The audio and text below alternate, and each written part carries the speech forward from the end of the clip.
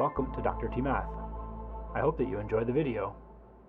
This video will study the cross product of two vectors, u and v. This symbol here is the cross product. So when you take the cross product, u cross v, by definition, this is equal to the magnitude of u times the magnitude of v times sine theta, where theta is the angle between these two vectors, and n is the direction vector for a vector normal to the plane. So this plane that I mentioned is basically a uniquely defined plane in R3, where the two vectors, u and v, form a basis of this plane.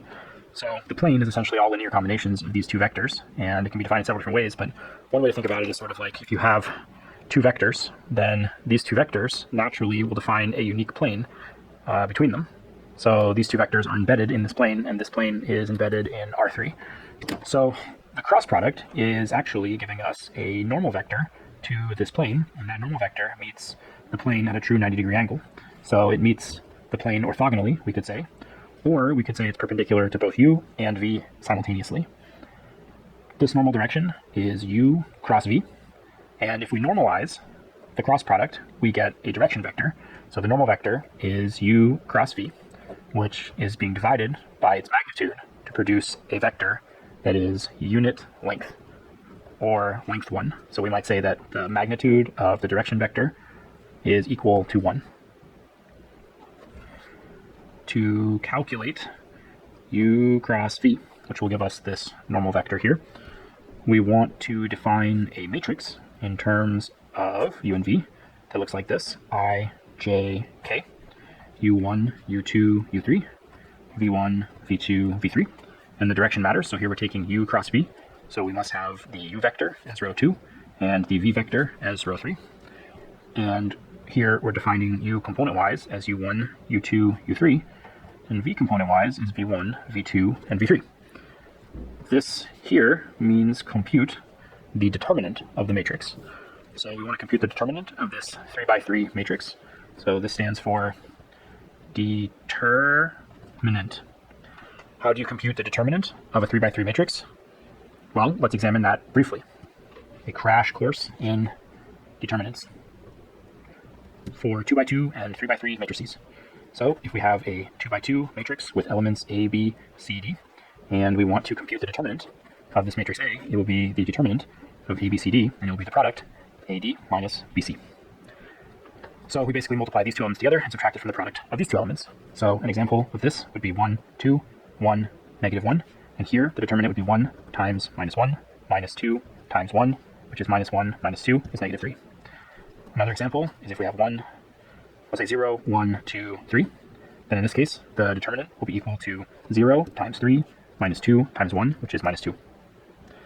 A third example, if we have a triangular matrix where one of the off-diagonal elements is equal to 0, and the determinant will just be the product of the main diagonal. So in this case this would be just 1 times 5 minus 0 times 2 is 5. So that's just the product of this main diagonal. Suppose we have a 3x3 square matrix. So there's 3 rows and 3 columns with elements A, B, C, D, E, F, G, H, I. And we want to compute the determinant of A. So it's not the absolute value, it's the determinant of A. We use cofactor expansion, and we'll use the first row as our expansion row, since that's what we'll do when computing the cross product for vectors. So we choose the first row as our expansion row for our determinant. One must note that this matrix has an underlying sign convention: plus, minus, plus, minus, plus, minus, plus, minus, plus. And so when we compute our cofactor expansion, we have to multiply each of these terms by the correct sign. So the way this determinant will look is we take A and multiply by the cofactor matrix E, F, H, I, and then we subtract B, multiply by the cofactor matrix D, F, G, I, and then we add C, multiply by the cofactor matrix D, E, G, H. Where does this come from? Well, we have plus, minus, plus, corresponding with plus, minus, plus, corresponding with plus, minus, plus. So that's one part. The second part is that we have 3 separate cofactors to determine, and the way we see that is like this: A, B, C, D, E, F, G, H, I. And then for A, we circle A, cross out the row and column that A is in, and then the remaining elements in the order they appear becomes the cofactor matrix that we put right here. So EFHI, EFHI. Let's do another one. Here we have A, B, C, D, E, F, G, H, I. For the next cofactor, we circle B, cross out the row and column that B is in, and then the elements that remain are DG, FI, DG, FI. For the last cofactor matrix, ABC, DEF, GHI, we repeat this process. Here we have C, cross out the row, cross out the column, DE, GH. Be careful to note that the underlying sign convention, positive, negative, positive, must be enforced. Now, continuing this equal sign down here, we multiply A times the determinant of this 2 by 2 matrix, EI minus FH. Then we repeat that process for this 2 by 2 determinant, minus B, DI minus FG. Then we repeat that process for this 2 by 2 matrix, plus C times DH minus EG. You can simplify this entire expression by multiplication, and you should get AEI minus AFH minus BDI plus BFG plus CDH minus CEG. So this would be the 3 by 3 matrix determinant. To calculate the cross product of U and V, we use IJK, the unit basis vectors for R3, as the first row, U1, U2, U3 as the second row, corresponding to the first component here, V1, V2, V3, corresponding to the second component here, the third row. Then the determinant will be equal to I times U2, U3, V2, V3. So we take the first element here, cross out the row and column, and the cofactor that remains is U2, U3, V2, V3, like this. Then subtract J, right, plus minus plus, so minus J, times U1, U3, V1, V3. We'll have to compute this 2 by 2 determinant next. Plus the vector K times U1, U2, V1, V2. Then these 2 by 2 matrices, determinants can be computed, and we end up with I times U2, V3, minus U3, V2, minus J times U1, U3, minus U3, V1. I guess this is a mistake right here. This is supposed to be V3 right here. That's a mistake. It should be V3 there. Circle J, cross it out, and we got U1, U3, V1, V3, U1, like that. So this is supposed to be U1, V3 minus U3, V1, and then plus K times U1, V2 minus U2, V1. Now, that's theory. Nothing tells the story like an example. So let's go ahead and do an example. Here we want to find the cross product of U and V, where the U vector is equal to I minus K, and the V vector is equal to J plus K. Now, we could represent this as a three-dimensional coordinate type object by writing it like 1, 0, minus 1. So there's no J component, which corresponds to the Y value. And this was interpreted as a vector in standard position. And this one has no I value, so it would be 0, 1, 1. This type of notation is helpful when constructing the cross product as a matrix determinant, because we're going to put in our I, J, K vectors, U1, U2, U3, V1, V2, V3, hence 1, 0, minus 1, 0, 1, 1. So this is the setup, and now we need to compute the determinant. So the determinant will be given by I times the cofactor matrix 0, negative 1, 1, 1. So let's say the determinant of 0, negative 1, 1, 1. Just do this in a couple steps to make it a little clearer. Minus J times 1, negative 1, 0, 1, plus the K vector times 1, 0, 0, 1. Then computing these 2 by 2 determinants, we have I times 0 plus 1, minus minus for the off diagonal, minus J times 1 minus 0, plus K times 1 minus 0. And so simplifying that, we have I minus J plus K, which is equal to the vector 1 minus 1, 1. Is there a picture associated with this? Indeed. The picture might be a little difficult to draw, but we can give it a try. So this would be X, Y, Z. The I vector is the unit vector in this direction, the J vector is the unit vector in this direction, and the K vector is the unit vector in this direction. So here we have 1, 0, negative 1.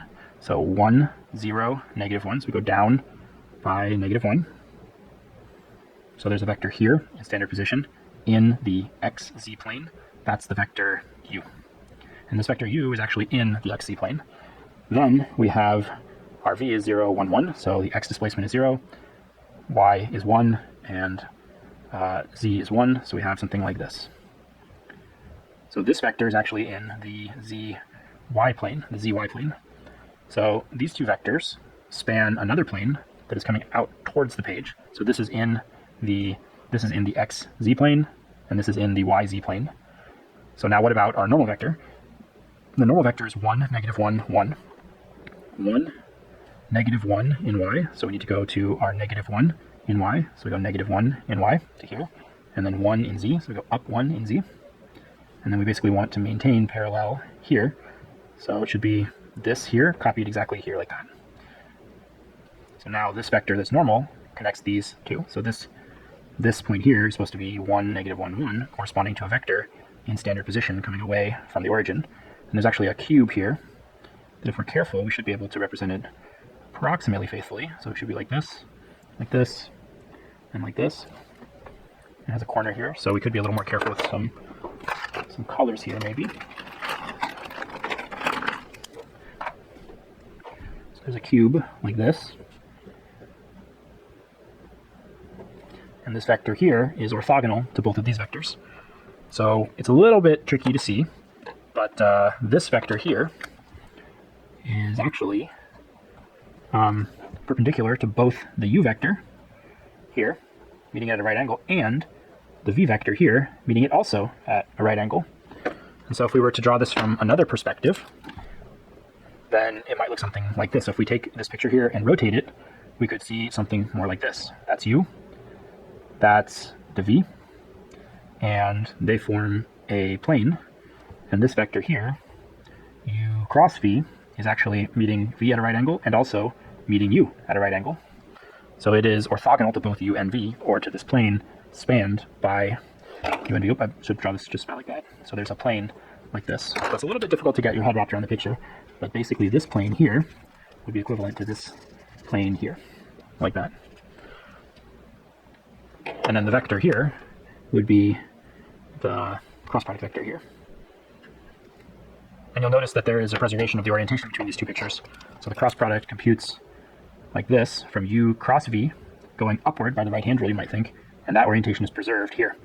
So one way to think about that is that if you grab on to the cross product vector and curl your fingers around, the thumb points in the direction of u cross v, and the fingers curl from u to v. So they curl in this direction from u to v, from u to v. So if I grab on to this axis here and curl my fingers, they curl in the direction from u to v, or they curl in the direction from u to v.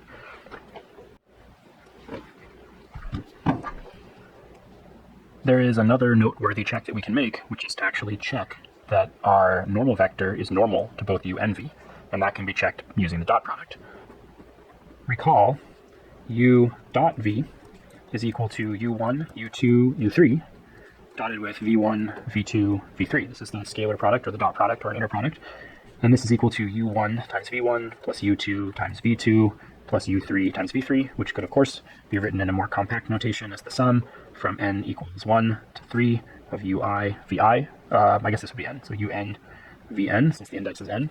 And by the commutativity of multiplication, we could also switch the order here, and we could write this as v1 u1 plus v2 u2 plus v3 u3, switching the order of multiplication. That's commutativity of multiplication.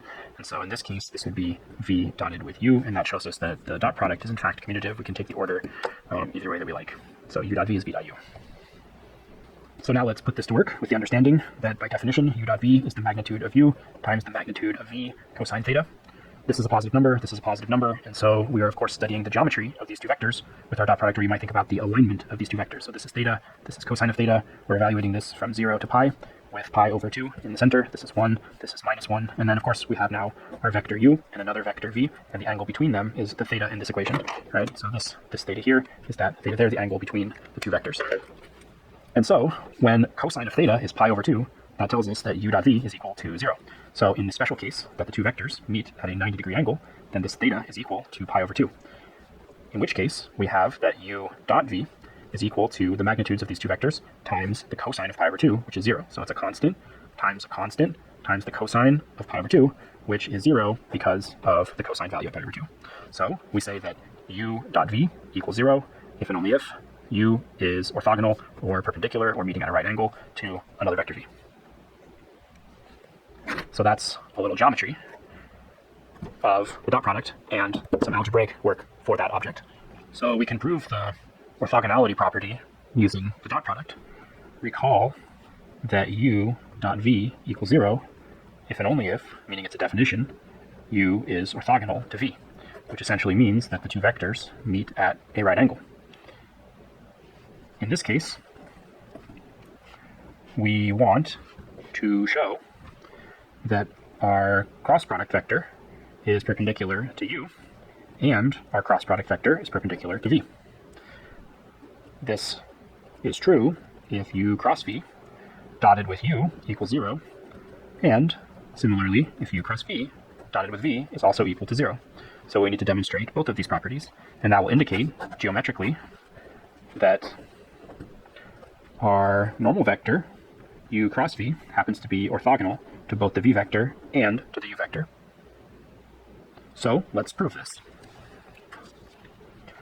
Observe u cross v dotted with u, the dot product, is equal to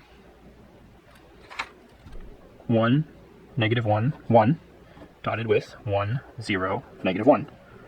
And then to compute the dot product, we have the sum of the product of the first elements added to the product of the second elements added to the product of the third element. So it's 1 times 1 plus negative 1 times 0 plus 1 times negative 1, which is 1 plus 0 minus 1, which is 0, as we need. Similarly, compute u cross v dotted with v, which will be 1, negative 1, 1, dotted with 0, 1, 1, which is 1 times 0 plus negative 1 times 1 plus 1 times 1, which is 0 minus 1 plus 1 is 0. And so again, we have shown that u cross v is orthogonal to u, and u cross v is also orthogonal to v. So this vector u cross v is orthogonal to both u and v.